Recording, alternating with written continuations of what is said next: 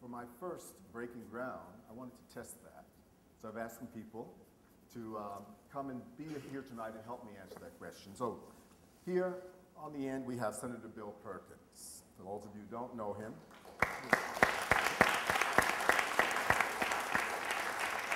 Senator Bill Perkins, Republican. Oh. Senator Bill Perkins, Democrat, was elected to the New York State Senate in November 2006. Senator Perkins represents the 30th Senatorial District, which is part of New York County and encompasses Harlem, the Upper West Side, and Washington Heights. A lifelong resident of Harlem, Bill Perkins started his political career as a community activist and is known for his commitment to serving the community. We have Miss Kamilah Forbes, voted one of Vibe magazine's top 100 juiciest people. Wow. I couldn't get away with that. Award-winning actress, director, playwright, and producer. She is the artistic director of the Hip Hop Theater Festival, an annual festival taking place nationwide in New York, San Francisco, Washington, D.C., and Chicago. Ms. Forbes has been influential in the careers of Obie Award winner Will Powell, Tony Award winner Sarah Jones, Rennie Harris, Elijah Son, Mark Bumuti, Joseph, and Indio Melendez.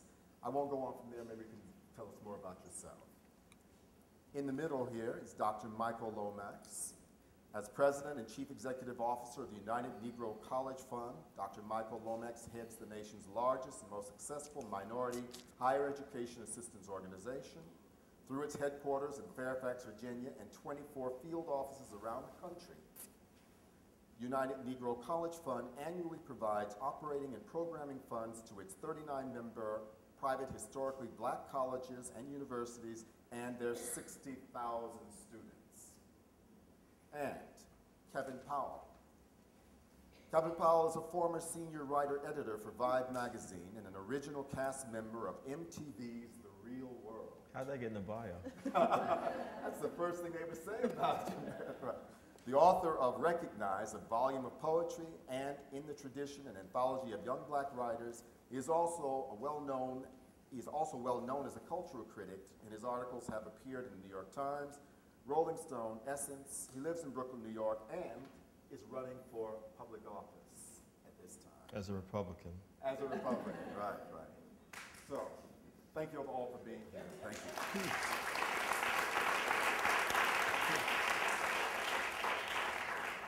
So that we can get on with it, first of all, am I correct in the assumption that you all agree that Harlem is a cultural capital? Anybody want to jump in? I slightly disagree. Please. Harlem is the cultural capital. And in fact, some of us see Harlem as the Mecca of the African diaspora. You know, there are many famous cities. There are many, Paris, London, many famous countries, but there are very few famous neighborhoods. And Harlem is the most famous neighborhood probably in the world. And it's not because of its name, but it's because of its culture, what it has contributed culturally. And obviously, in that culture, we not only have the arts and the entertainment aspects of it, but also the lifestyle and some of even the political aspects of it, like great leaders like Adam Clayton Powell, Marcus Garvey, and others. So it has become, in many respects, the cultural capital of the world. And I'm obviously from Harlem, so we have our share of arrogance about this, but or conceit about this. But you weren't buying that part, cultural capital of African America. You were saying cultural capital. I think it is I think it is especially the cultural capital of the African diaspora, but it is definitely a cultural capital of the world. Right. Before we go on, do you mind if I read here definitions of culture, Random House Unabridged? There's about 6 of them. I'm going to read the last 2. The anthropological definition of culture, the sum total of ways of living built up by a group of human beings and transmitted from one generation to another. We can all agree with that? The other one was the behaviors and beliefs characteristic of a particular social, ethnic, or age group. American Heritage Dictionary defines culture as these patterns, traits, and products considered as the expression of a particular period, class, community, or population. Edwardian culture, Japanese culture, the culture of poverty. And they go on to say the predominating attitudes and behavior that characterize the functioning of a group or organization. So, Harlem is the cultural capital of Black America. Anyone else want to jump in? Well, I'll throw in a little bit. I mean, I'm not from New York.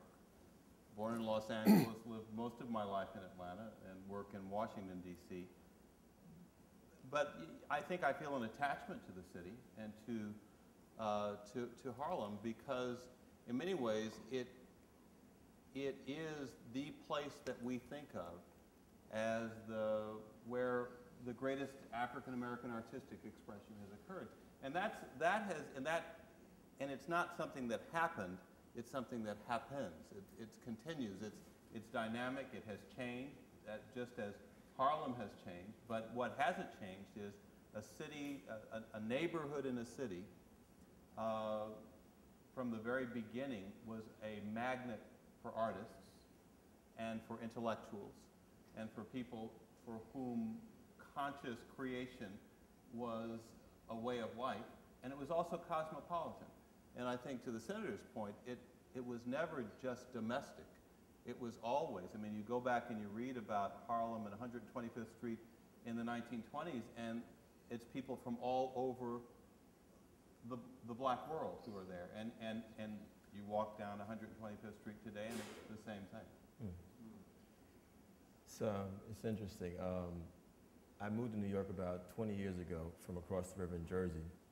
And I specifically moved to Harlem. I lived along Edgecombe Avenue. And what brought me here as a community activist and as a writer, as I said to you privately, were three people: Malcolm X, Langston Hughes, and James Baldwin, all because their work influenced me. The work they did in Harlem influenced me. Even though I've been in Brooklyn, most of the time I've been in New York, and some of us are a little biased to Brooklyn. I can't deny what the Senator just said. I think this is the most incredible community of people, and everywhere you go in the globe, people talk about Harlem. And for me, it was incredible to live in buildings where you were running into neighbors who had been there since the 1930s and 1940s. I lived specifically on the corner of 163rd and Edgecombe. I can't think of the name of the building, but along that strip, they would talk about Lena Horne and Duke Ellington. It's the Grinnell. Exactly, exactly. The fact that I was on 141st and Convent, the fact that when I realized as a child, my mother and I used to go to church at the Audubon Ballroom, not realizing the historical significance of the Audubon Ballroom. You know, seeing Thelma Golden out there, the Studio Museum. I just did a program there probably about 6 or 7 months ago, you know, doing programs at the Schomburg. It's this place where, you know, certainly it's been a magnet. And when we look at the history of Harlem, we go back 100 years and realize there was a man named Philip Payton who was connected to Booker T. Washington. He had the Afro-American Realty Company. And we knew that there was a group of folks that lived here before, African Americans and West Indians, the Jewish community, for example, or Italian Americans, but slowly, by the end of World War I, you began to see African Americans and West Indians beginning to fill up this place that became the Harlem Renaissance. And certainly when I was in college and I was studying under folks like Cheryl Wall, Dr. Cheryl Wall, it was the Harlem Renaissance that really locked it in for me. I couldn't even imagine. In fact, what we did, many of us who were young writers in the early 1990s, we'd literally go to Langston Hughes' house, we'd go to the streets where Zora Neale Hurston had been, where Claude McKay had been, where Jessie Fawcett had been, and literally try to retrace their path as we were trying to figure out who we were going to be as artists in this city. We had to come through Harlem, and I feel that every artist has to come through Harlem at some point in their life, especially if you're of African descent. Yeah, I would definitely strongly agree. I mean, me personally, like Kevin, I'm also a Brooklynite, but again, living right now, but artistically have looked towards Harlem for its history and its legacy and following in the steps, knowing that we are following as artists in the steps of so many others that have come before. And I don't know if there's really any other place in the United States, and really I would now beginning to look in the African diaspora, where so many artists have culminated and built an independent infrastructure on which an arts movement was built upon, and which is quite inspirational, I think, particularly for my generation. Now, are we being too tight, everybody? I came with this definition the behaviors and beliefs characteristic of a particular social, ethnic, or age group. Youth culture, drug culture. Today, someone told me, I said, are you saying then that the many churches in Harlem are part of its culture? I think we're all taking the high ground. We're talking about creative output, because I want to get at something that's very important to me. What Ken Knuckles today, I had lunch with him, who is a very important player at the Upper Manhattan Empowerment Zone, and he was saying about gentrification. There, I've said it, right? Gentrification, he said, don't worry about middle-class black folks. They're fine. He said, what about the people that you mentioned, that you see sitting on the stoops, the older people who will be moved out, even if the building that is being sold is owned by a black church, and middle-class blacks might be buying it. He said, that is Harlem. That is Harlem. Now, is that a sentimental take on what we mean by a cultural capital? And one thing, I want you all to jump back in here in a moment, but this idea, I was making some notes for myself, and I was asking, okay, if it is a capital, what does a capital do? It imports and exports culture and ideas and products. True or false? A capital encourages an atmosphere of innovation and experimentation. True or false? A capital acts as a destination. True or false? And for whom? A capital relies on a cosmopolitan, diverse population for its vitality. So, are you willing to expand this notion of it being a cultural capital to say it's about all these things that we're talking about? Well, I try to suggest that in my opening remarks by trying to take it beyond just the arts and the entertainment aspect and look at some of the other types of leadership roles that Harlem has played. Clearly, the churches have been very, very significant in defining Harlem. In fact, you know, at one point, churches were getting more tourists than parishioners. And these tourists were not coming from the New York City area. They were coming from Europe and Asia and Canada. And if you're talking about other aspects of a community that reflect its culture, Harlem is also known for the Rucker tournament and other types of sports activities, basketball in particular, that people have come from far and wide to sort of watch people participate in. If you're talking about culture just in terms of street life, one of the challenging moments that we're going through now is that there's so much street life in Harlem that some of the newcomers are having problems relating to that street life. Block parties, hanging out in the parks. Some of you may have heard the controversy about the African drummers. So, there's a whole lifestyle that has evolved in this community and has been evident in other communities, not just in Harlem. There are Harlems all over, Brooklyn the question also becomes, where is Harlem? I mean, there's the geographic place called Harlem, and then there's the People's Republic of Brooklyn. You understand? Which in its own representation is another Harlem. And then there are people who always say, no matter where they move to, that they're from Harlem.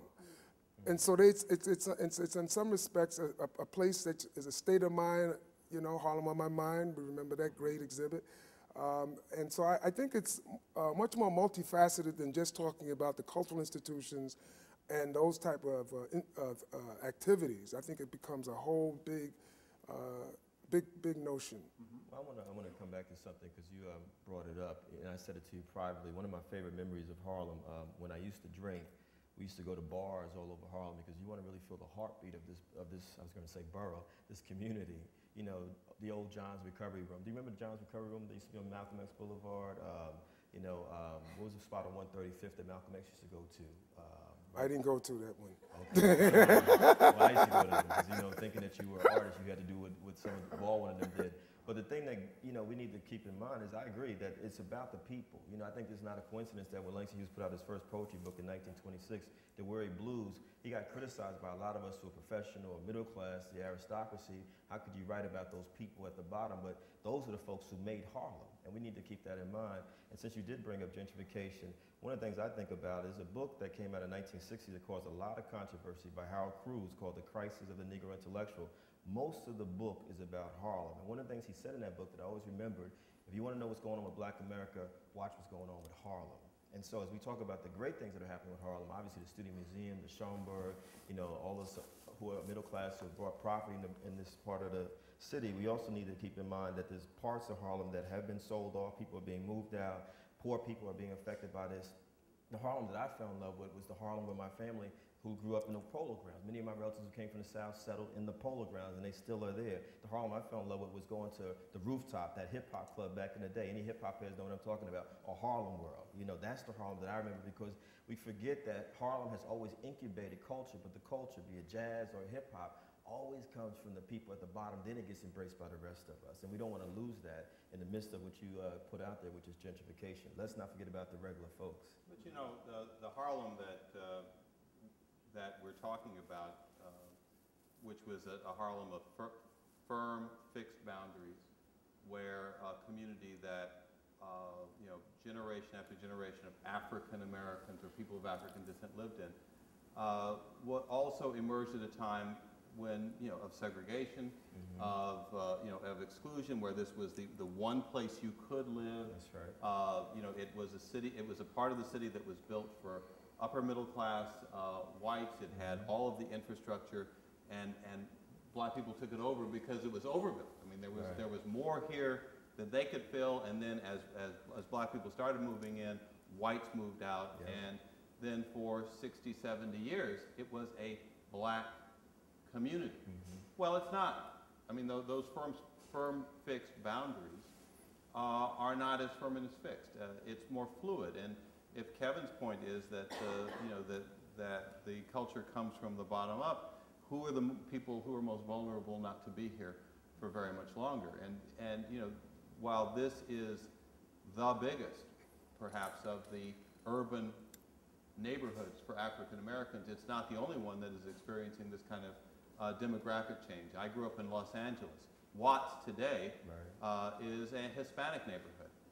East Los Angeles is increasingly Mexican American.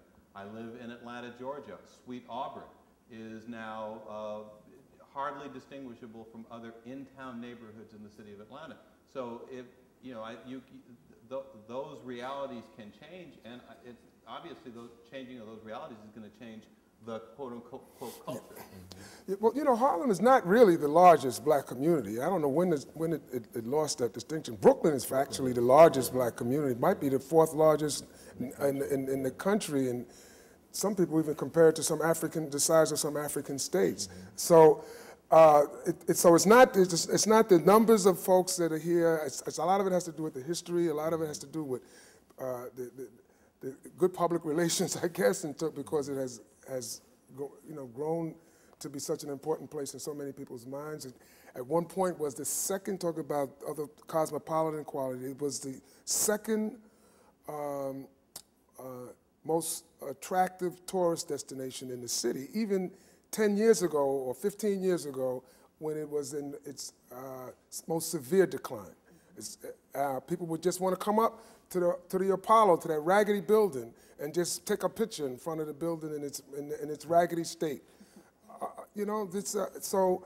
I got called on this cosmopolitan question recently. So it had it had a cosmopolitan quality from that perspective, even though it might not have been so well integrated as it is becoming. You understand? Because people were coming nevertheless as tourists or in one way or another. They didn't get off the bus as often as we would have liked them to at the time. But, just this question of the cosmopolitan aspect, which is actually what I'm trying to wrestle with right now. I'm an African-American man. My work is, like I tell people, the first performance that moved me was my mother, Estella Jones, at 200 pounds on Christmas morning, praying. And the prayer was talk about performance art. It was part sung, part chanted.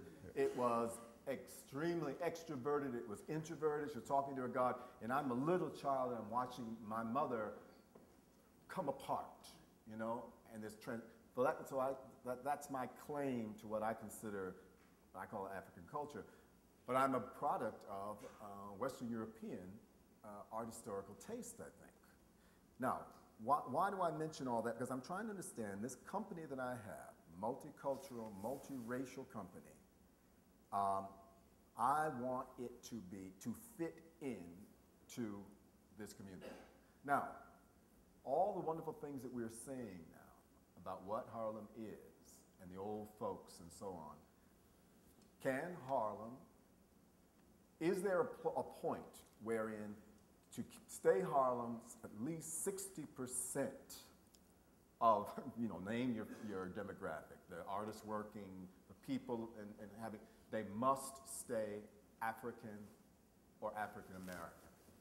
Is there, because I have this feeling inside of me, for me to say this is what it is, and I have this imaginary number, and after a certain point, then the red lights start going off, and I'm concerned. Does anybody else share this feeling? In other words, it's not empirical, but we have a sense that this is black folk, the ethos of black America must reign in order for this to stay Harlem. Is this wrong-headed? Do we all accept it? What do you think? You know, I mean, it's interesting as we start to talk on this question of gentrification, because what's happening and what I'm seeing and happening over all urban centers around the country is the culture that has brought Harlem the legacy, the press release lines, where, you know, folks want to come to visit, to take the pictures and what have you. It's that culture that's now being moved out. So now what's going to happen? But institutions, developers, you know, art institutions now are looking to build even larger art spaces here and draw more artists. But my question is now, who are the artists that are coming?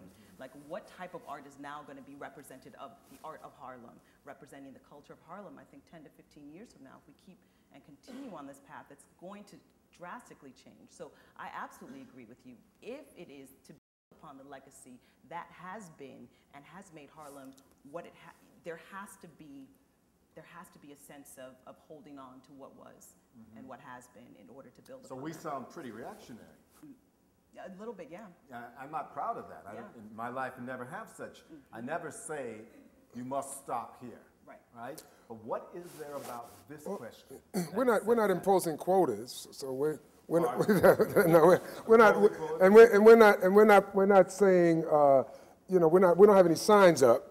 You understand? So that's and I think that yes, efforts are being made to fortify our cultural institutions, make the Apollos better, make the Studio Museum better, make all those type of cultural experiences better, and to some extent, you know, they are the ways in which that culture will be exhibited and appreciated and even become more cosmopolitan, so to speak, because others are supporting those institutions. And by the way, you know, this as Harlem goes, not only does the black community goes, but so goes the city, because this whole notion of gentrification and people being displaced from their communities because of economic realities is not just in the black community. I have the privilege of representing a very diverse district, and that district includes the Upper West Side, Morningside Heights area, where we've had a wealth of what they call Mitchell-Lama housing developments,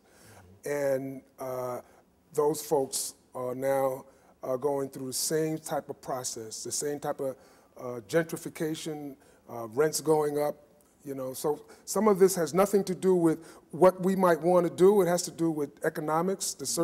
We're just a very capitalistic-driven kind of environment that we're in. And real estate in New York City very often defines what's happening with our neighborhoods.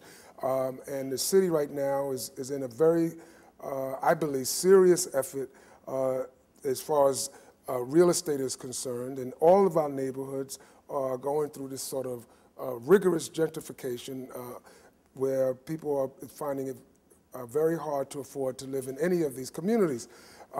So I don't think that will stop black culture from being created and from being shared and from being growing. Now, whether and how it will manifest itself in any particular, how it will manifest itself in Harlem, how it will fortify itself in places like Harlem, that's the challenge that I and so many of us in the political arena have right now, because you know, some of our churches are selling their air rights in order, because they don't even have the congregations that they used to have that would support the church. So now they're building housing on top of their, in some of their spaces so that they can afford to keep their doors open.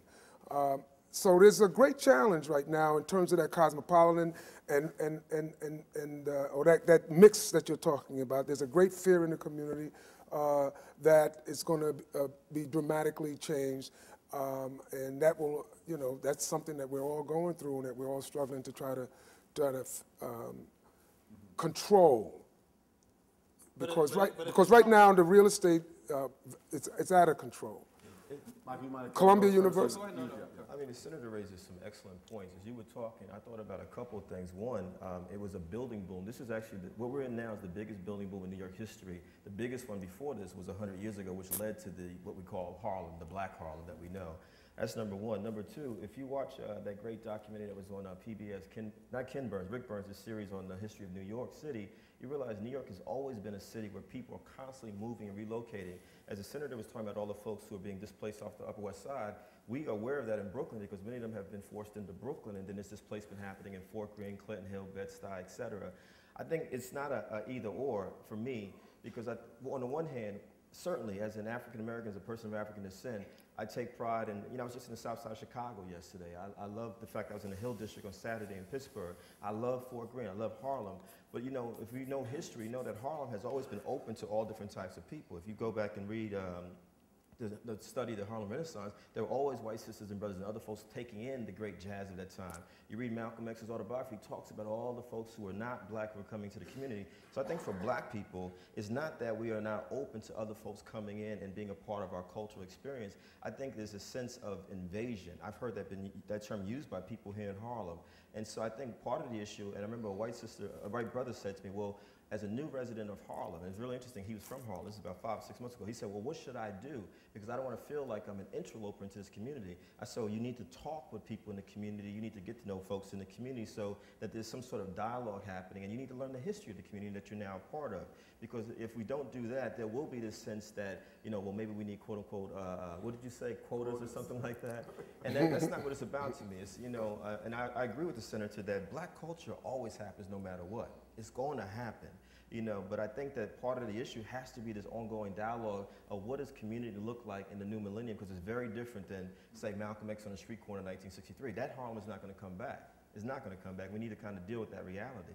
Michael? Well, you know, whites always came to Harlem, but as an audience, and they came in safely and securely. They observed, and they went back home. I think that, you know, now Harlem is their home. Well, I would say that, you know, I mean, I don't see how you're going to establish, you can't establish quotas, and I wasn't suggesting. No, I No, I didn't. The term got used.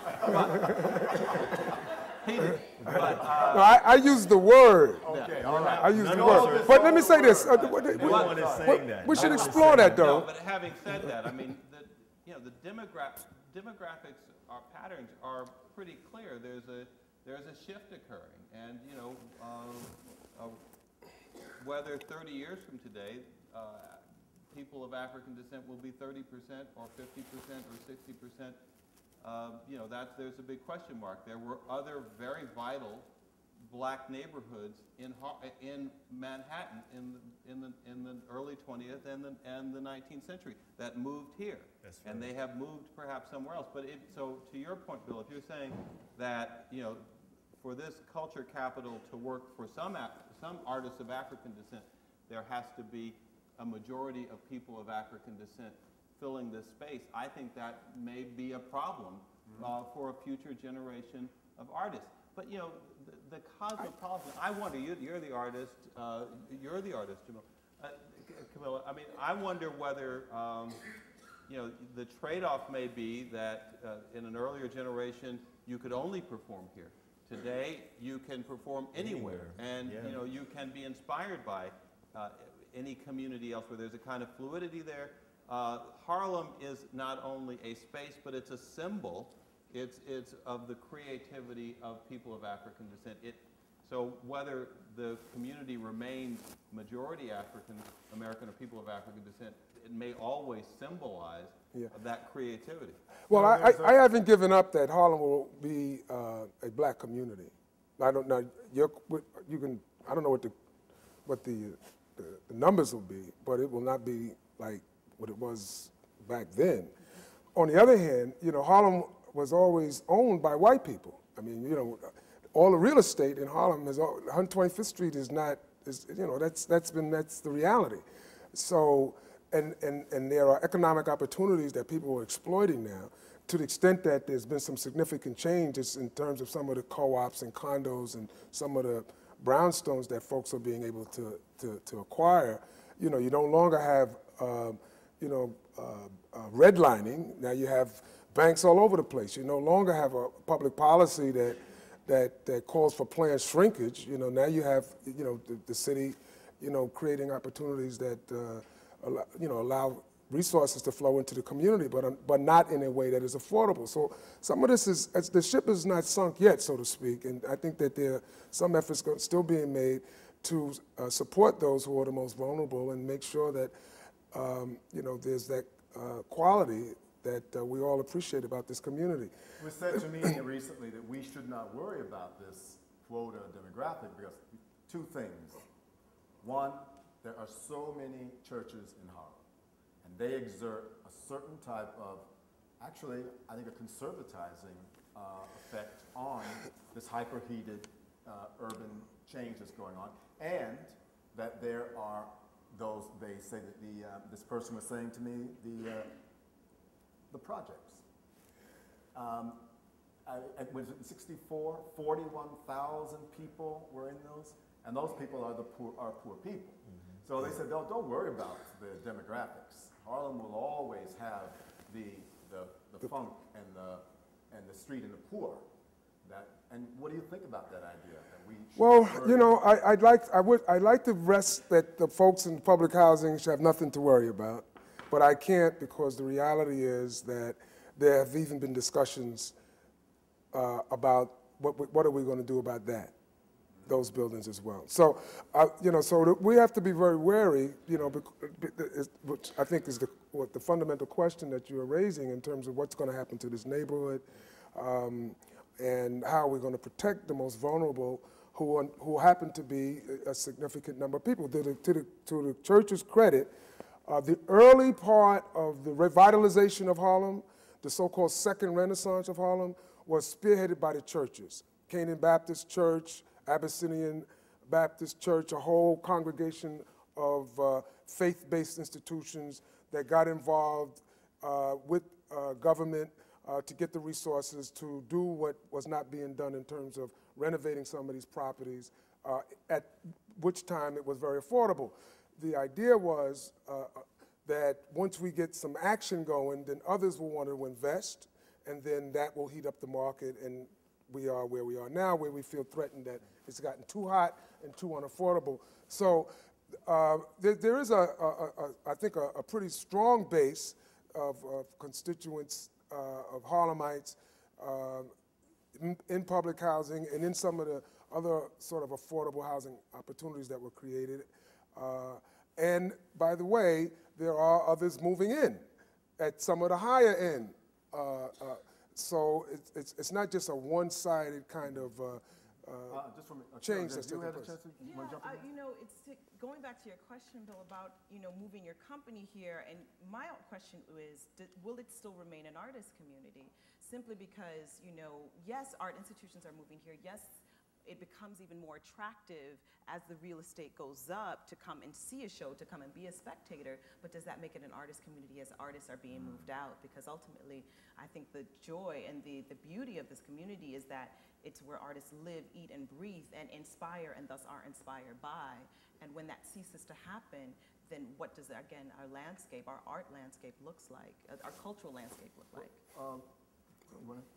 Well, I was just going to say, I mean, I don't take any comfort in the fact that there are churches in a community and that there are public housing. I mean, you look all across the country, huge public housing complexes have been demolished.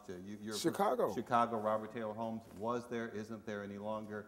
And they're being, I mean, they occupy very valuable real estate, and they start getting redeveloped because of the real estate, and that's happening all over the country, and they're being replaced by mixed income housing, which very often means middle and upper middle income. Exactly. So that is happening, and I don't know that maybe Harlem doesn't happen in Harlem. The other point I want to make, let me just wait.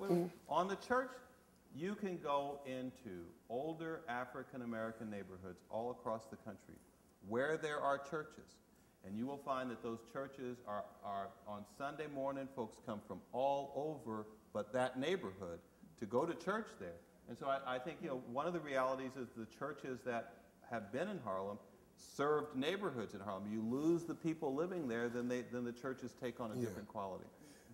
To some extent, that's what spurred their decision to get involved in redevelopment, because they realized that their congregations were not being housed in the neighborhood. And so in order to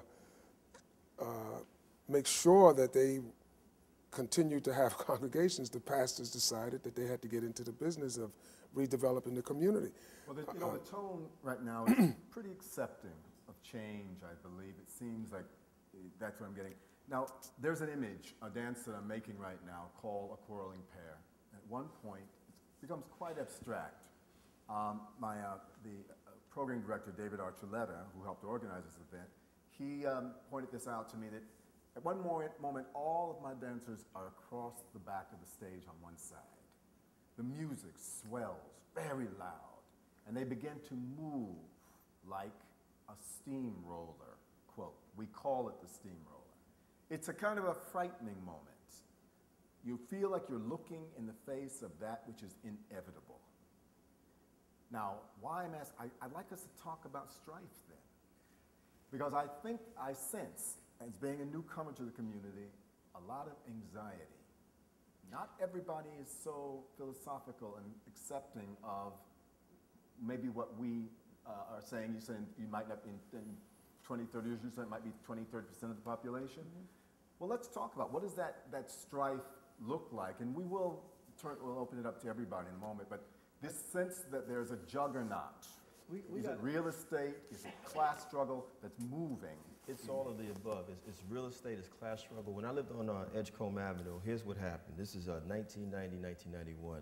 The tour buses started coming through Harlem, and the joke was, okay, the community is over. And then when I moved to Brooklyn, that started being said in Brooklyn, and the same thing started happening, this feeling that there was an invasion of the community. And again, we need to be honest about this thing. It's real estate, it's development. In Brooklyn where I live, we have the BAM Cultural District. There's only a couple of black institutions that are actually there in the BAM Cultural District. Most of the others are non-black institutions. Brooklyn is 3 million people, 1/3 are of African descent. It is the biggest black community in this country and one of the biggest on the planet. That doesn't mean that other folks can't be in the district, but we need to be honest about this. So what has happened in Harlem in a lot of people's minds is this kind of steamroller effect. Also, and I'm going to say this, I'm middle class now, but I come from a working class background. And one of the things that bothers me is that a lot of middle class folks who do own brownstones in Harlem, who do own condos in Harlem, will say, well, I got mine. That's the perception. And we don't think about the people in the Polo Grounds. We don't think about the people in St. Nicholas Projects.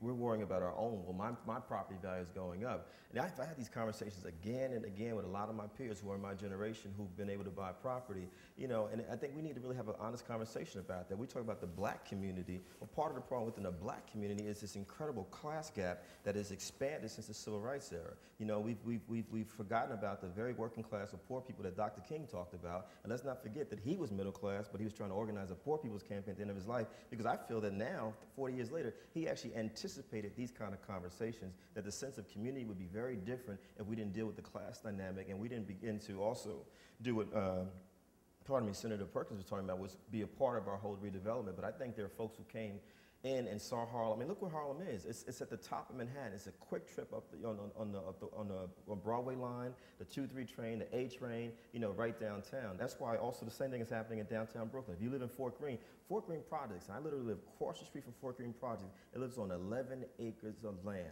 I guarantee you, if you look at St. Nicholas Project, look at the acreage that's there. I don't know the exact number, but there's a reason why Columbia University has been buying up property all over. We need to say it. There's a reason why Columbia University has been buying up property all over Harlem, because it's about control and power at the end of the day, at the expense of regular people who make this community go. I don't care if those people are black people or white people. I don't want to see any people displaced, but that's exactly what's happening. Now, Kevin, you brought Columbia, the shadow of Columbia, because Columbia is... And I respect Columbia because I have friends there, but they have been taking over this entire community. And some of our black leaders in this area have been participating in it. That's the truth. Okay, well, this is the question. This is the anxiety I'm talking about. Do we want to jump into the Columbia discussion right now? I'm just saying. Well, okay. Well, Michael, you were there. You were, quote, there in the 60s when all the excitement was going on. I was a graduate student at Columbia from academic year 68, 69. I missed the lockup, but I was there for the year after. and you know, and what was that about? It was about expanding into to Harlem, and it stopped. But there's no lockup at Columbia today. This is this acquisition is not happening with nobody knowing about it, but it's approved. It's a very different sentiment today. There may be people who are, I mean, there are articles in the New York Times and the paper about it all the time, and some opposition to it, but there is. Where are the demonstrations? Where's the lockup? Nobody's doing that. So are you saying the anxiety is not there? We're doing it in Brooklyn. I would say that there's an acceptance to this, and maybe there's a sense of inevitability that this is going to happen.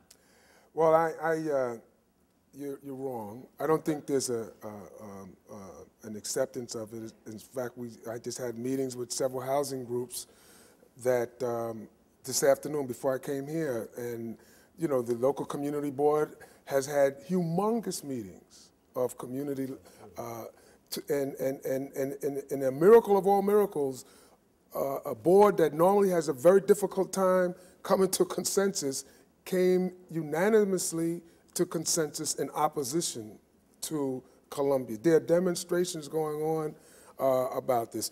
Now, you're talking about the days of Margaret McNeil and the West Harlem Community Organization when they fought to back Columbia off out of the park.